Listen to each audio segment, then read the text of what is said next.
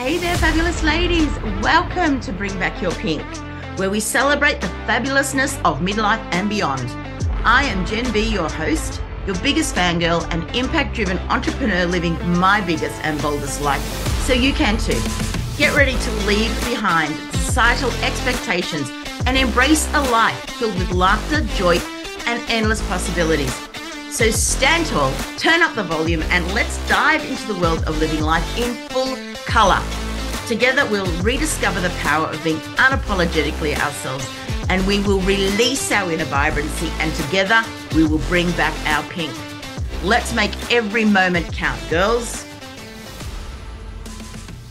Hello, lovely ladies, and welcome to this week's episode of Bring Back Your Pink.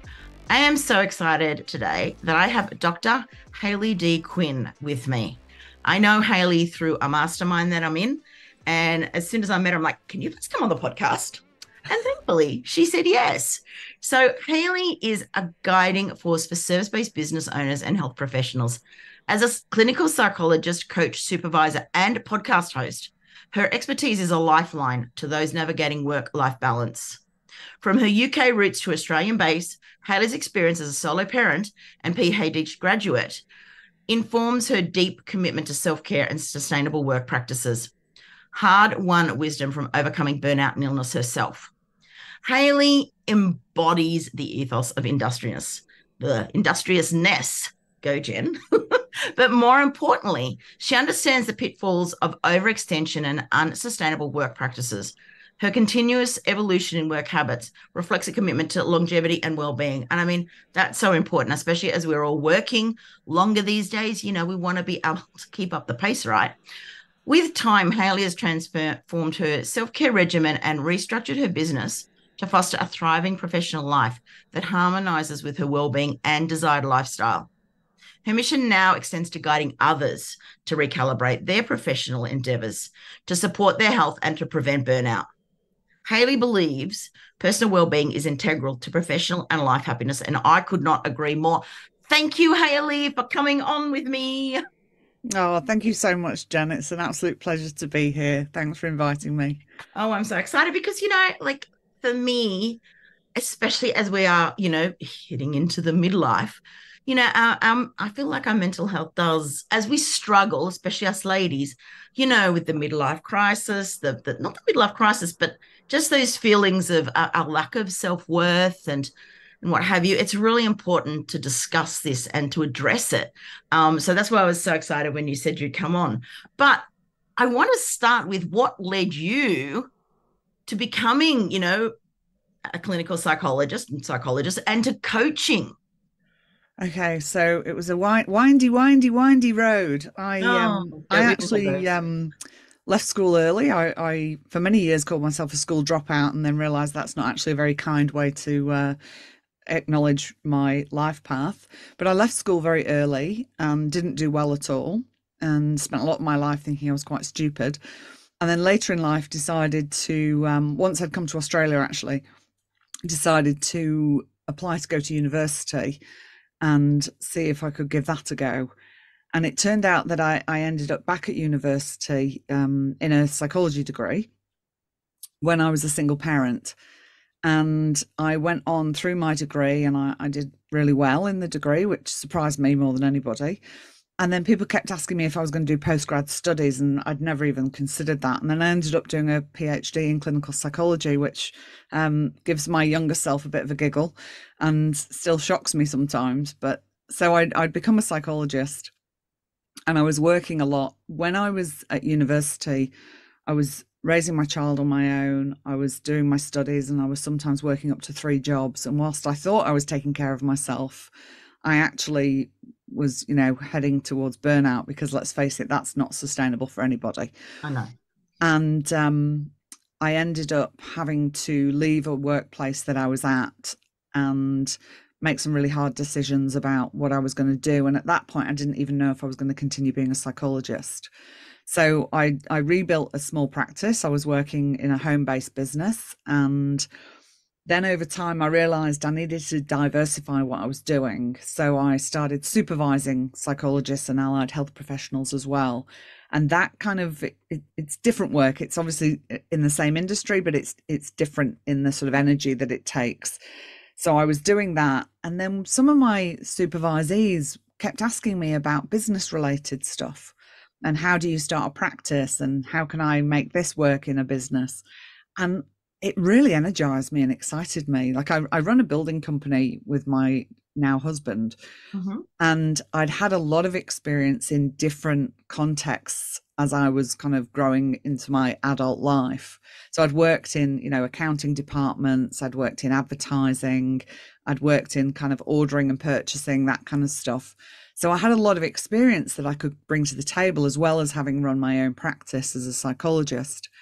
And I just really got excited about the coaching element. So I've separated my businesses. So I've got a very, very small clinical client load and supervision in one business. And then my other business, I'm the anti-burnout business coach, and I do coaching one-on-one and groups. I do training, and I have my podcast. Isn't it a lovely feeling when you coach? Because, as you know, I'm a brand coach. Yeah. And when you see the transformations, it's just so like gratifying. It actually makes my heart sing so much. And I'm pretty sure, knowing you now, that you would feel exactly the same. Mm-hmm. And it really is a wonderful thing to be able to do, even though, I still do one-on-one, and like it's yeah, that coaching is so good. Just so let's hark back to the burnout. Mm-hmm. When you started to realize that you were burnout, what were the first steps you took towards, recovering and establishing self-care? Because that is something that we so often don't do. We are not kind to ourselves. Mm. We are very not kind to ourselves. And I am like, for you to be able to recognize, take those steps, it's very hard when you're in the trenches to do that. So I'd love you to give some, advice to those listening that may be feeling the same thing.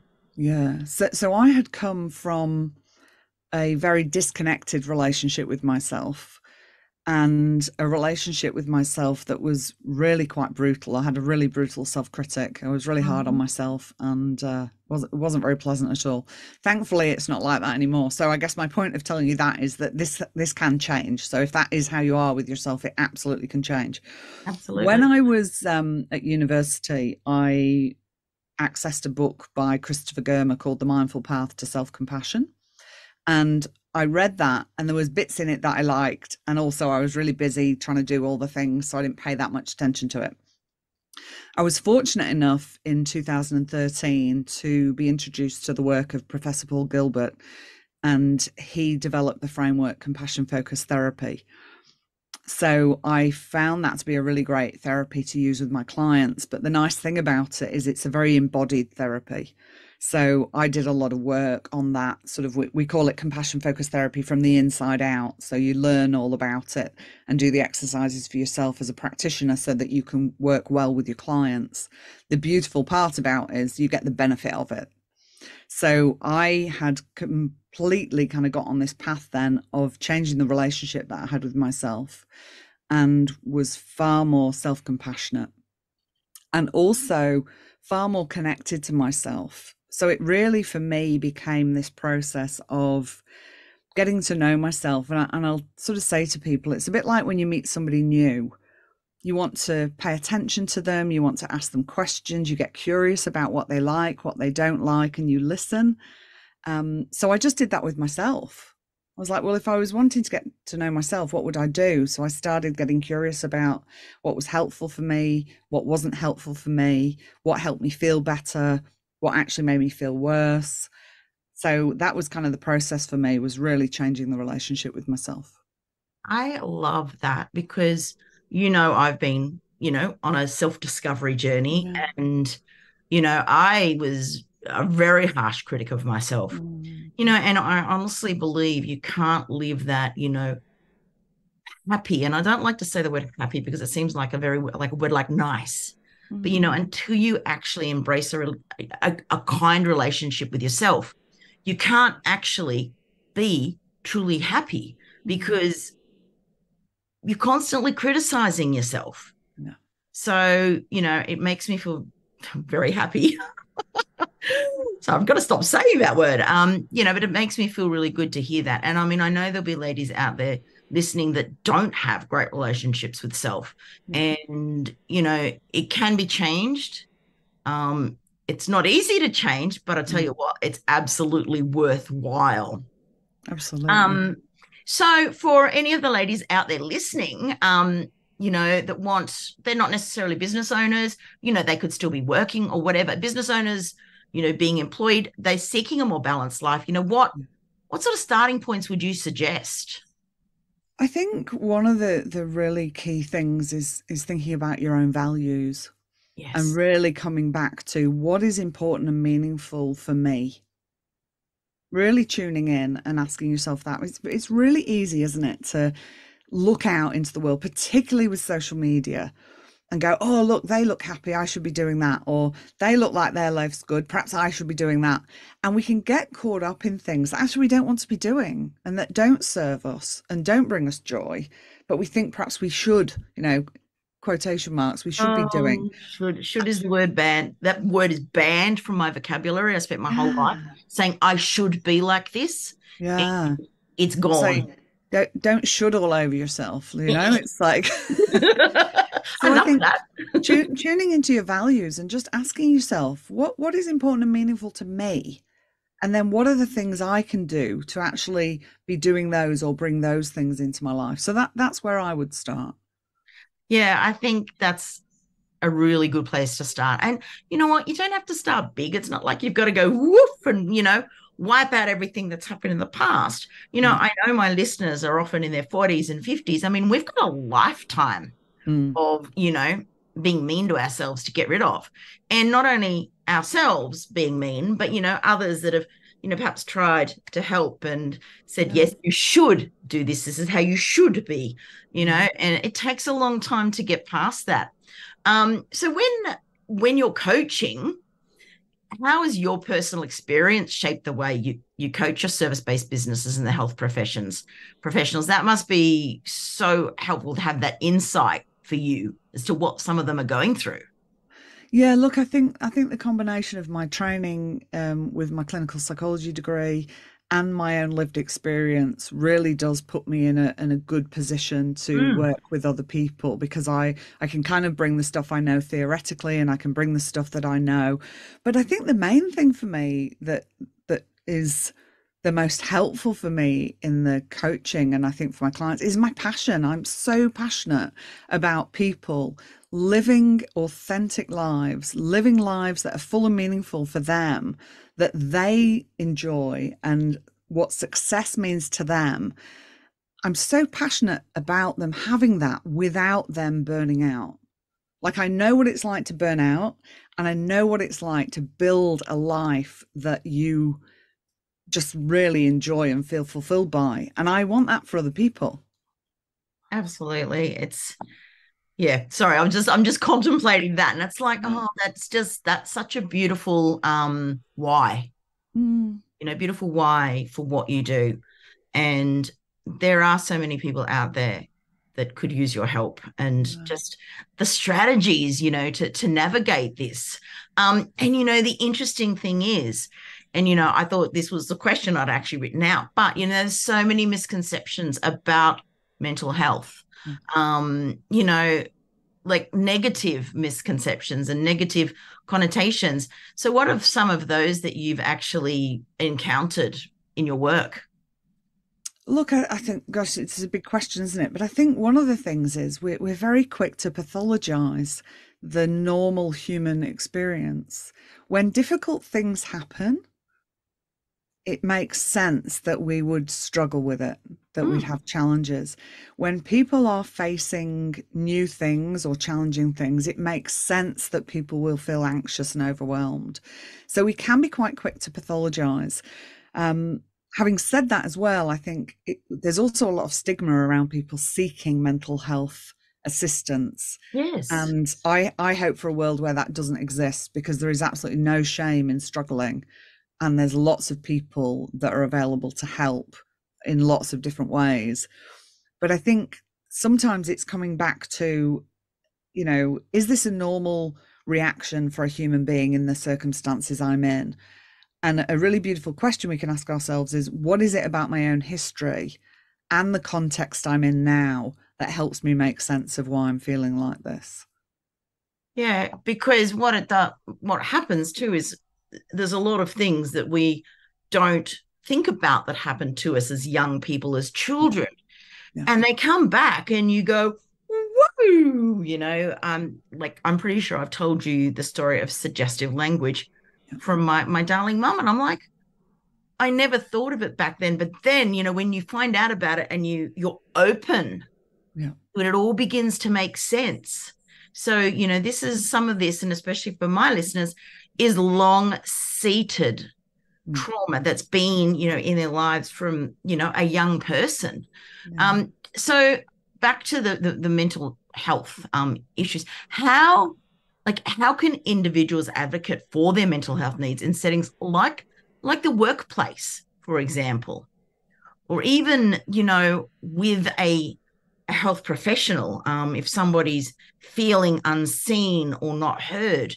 You've got any tips that might help them? Yeah, again, big question. I know. I like to slam them out for you, Hayley. yeah, big question, and again, very contextual. So depending on who you are, where you're working, what the circumstances are, the type of support you've got in your life. So if you are working for yourself, I mean, you can make certainly different decisions about how you take care of yourself, and you've got far more autonomy. And, we all have different levels of privilege as well. So I always like to acknowledge that not everybody can just go and access the services they might need. But again, firstly, and I know this isn't easy, and for some people, it can be really, really hard to acknowledge you have needs, let alone recognize what they are. So I do always like to preface this with, I'm not just saying, just do this and it'll all be fine. But again, if you can tune into yourself and actually start to notice how you feel and ask yourself, what would be helpful for me in this circumstance? And then depending on the context you're in, is speaking to somebody, whether that's in your workplace or going and seeing your GP and actually finding somebody to work with, is the sort of starting place, I think. But I think in terms of answering that question wholly, I think that's a really big question. I was going to say, yes, we could probably talk for about 2 hours on that, and it would be a very, very long episode.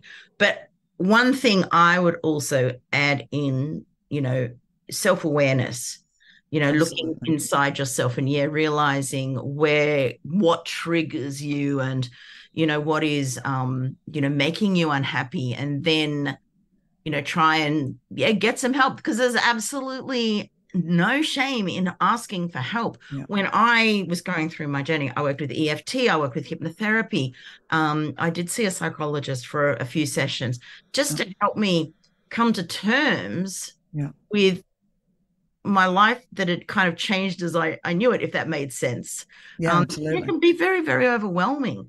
And then you're going, and then there's the resentment, like I've wasted, anyway, I won't go down that path. It's complex. Absolutely. It's complex. You're right. There's that self-awareness and tuning into yourself and asking yourself those questions of what do I think is going on for me, and what do I think I need? And then going to try and find help.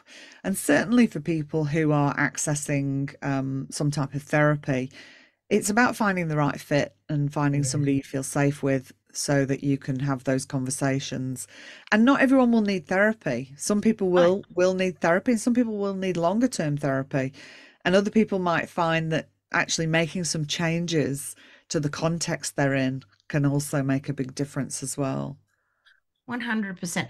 And I mean, I'll just share a technique that I have used myself, and this is just a technique I made up myself, but I am a visual person. I'm a visual learner. So if I can visualize something, it makes it a lot more easy for me to manage. So when the mean girl arrives, she comes in through my right side of my head. She opens the door and she comes into my head and starts chittering, you're not enough, you should do this, you're too fat, you're blah, blah, blah.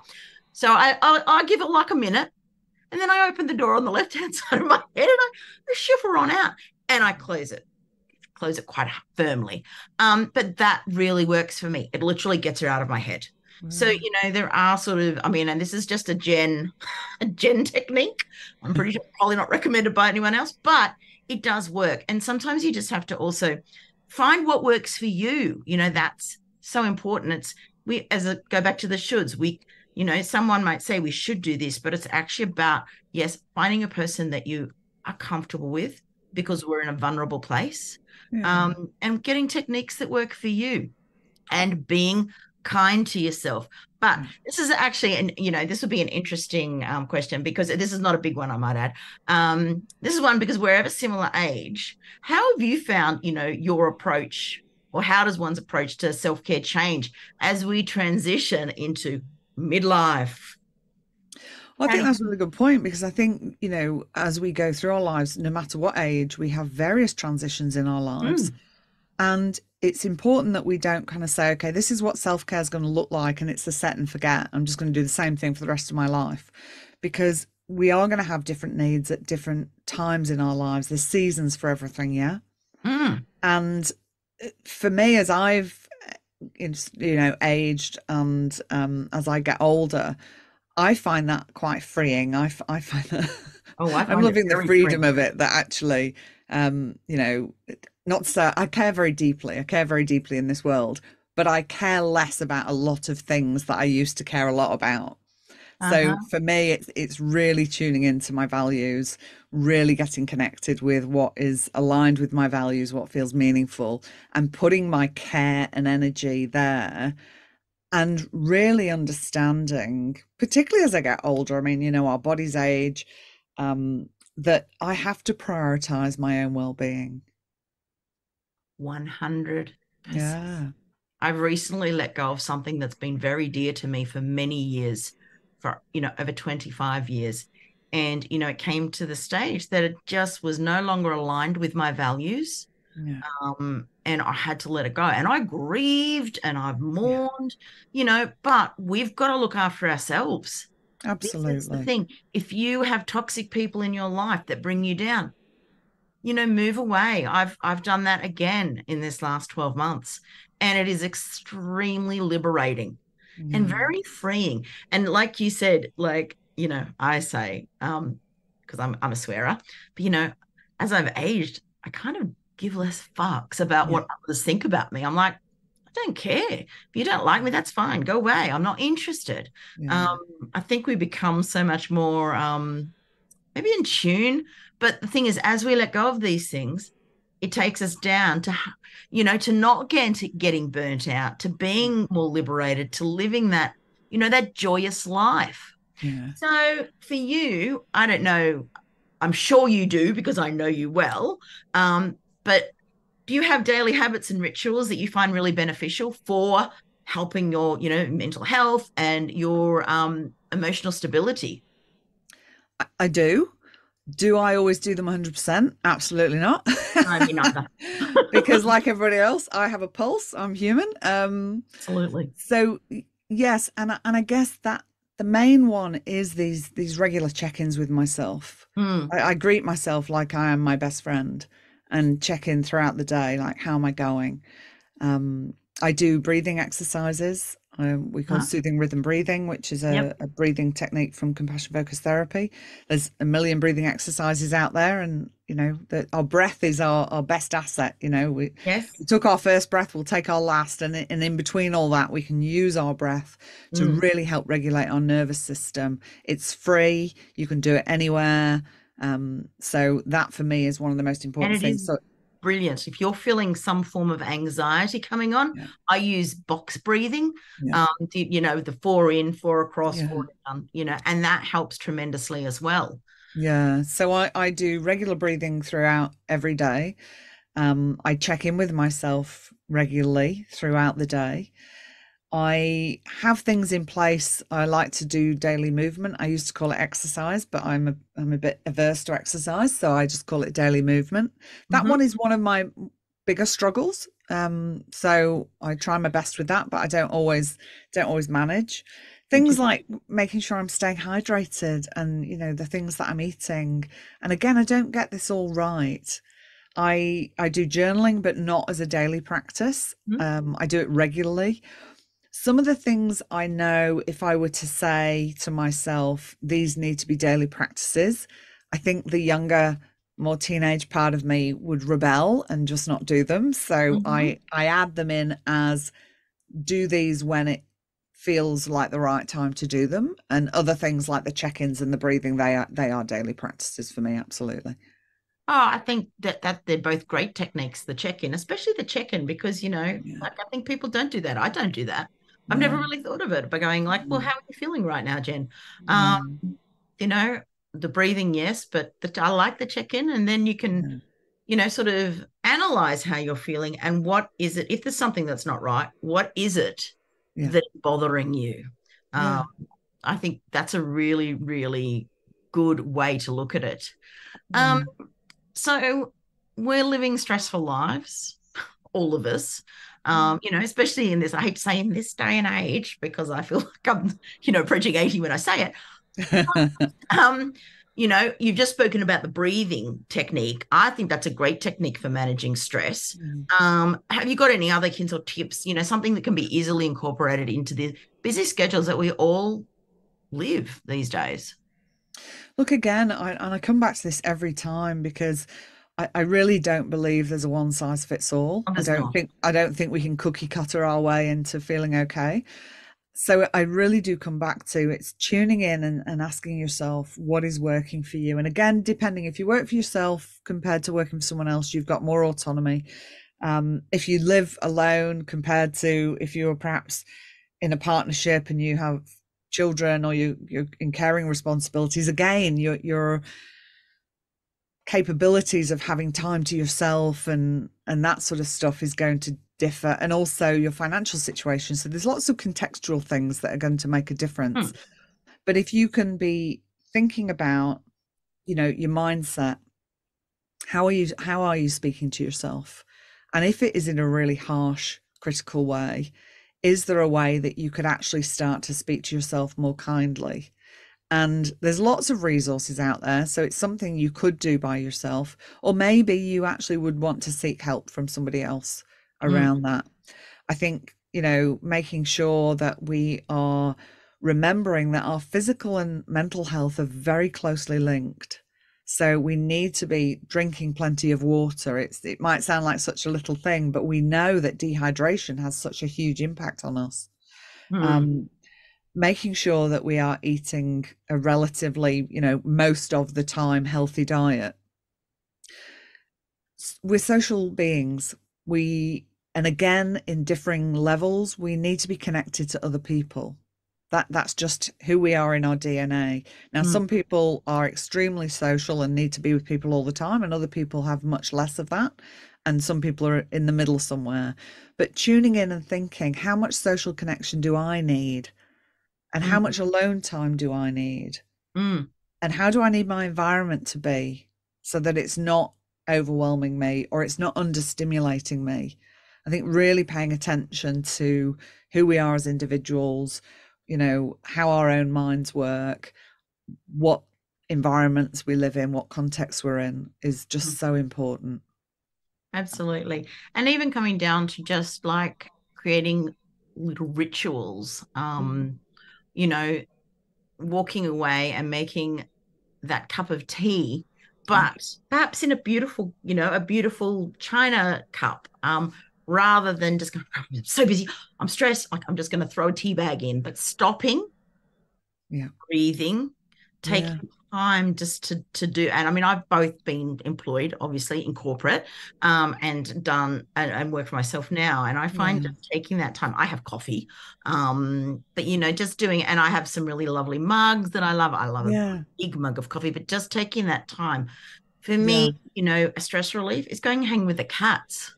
Yeah. Exactly. I'm lucky. I get to work at home, so I get Yeah. to go hang out with the catties. Yeah. So things like that, like one of the things that I had struggled with a few years ago was really staying hydrated. And as you'll notice now as we're talking, I've got my water so I can Mm, sip. mm, But what I do when I've got one-on-one appointments is I have gaps between all my one-on-one yes. appointments, and I go and I make a cup of tea and I make sure I take a cup of tea in. So I know that I'm actually going to be staying hydrated as I'm working. And that for me has been great. For somebody else, they might do something different, but thinking about if there's something I struggle with, how could Yeah. I make it easier for myself? It is just, it's just thinking, I guess, outside that box a little bit. I'm the same. Like I schedule each podcast interview, I schedule an hour and a half. Like they don't take an hour and a half. That's far too long, an episode. But I give myself that time, and I give myself the gift of time. So what I might go and do is to wind down. I've got a very busy brain in this head. I'll go read. Yeah. 10 minutes of reading, I will refocus, recalibrate, and I'm ready for the next thing. Yeah. It's just those simple little techniques, and it helps me alleviate stress. If I'm stressed, I'm like, where is my book? Yeah. And the beauty of that is, that about yourself. You've come to a place where you know that about yourself. If I'm stressed, I need to find my book. I had, I've had conversations with lots of different people over the time, and I had somebody who always wanted to do yoga first thing when they got up in the morning, but they would get up and then they'd get busy. So what they ended up doing was they had their yoga mat next to their bed, and they, instead of wearing like pajamas or night clothes, they would actually put on their yoga gear to go to sleep. So when they woke up, they were in their yoga gear and the mat was right next to them. And then they would do their yoga, and then they'd go off and get showered and get on with their day. And I'm like, that's brilliant, because when you know yourself, it's like, well, if I get up and I've not got my stuff on, I'm not going to do it. Then find a way to make it easy for yourself. 100%. It's all about just, I guess, using the magnifying glass to get inside ourselves. To find out what works. And these are just simple little things. And I mean, if simple but not easy. No, they're not easy. It's not easy to do this. Because you've really got to rewire yourself in some ways to one, to be kind to yourself, because that is, we are brought up to not be kind to ourselves.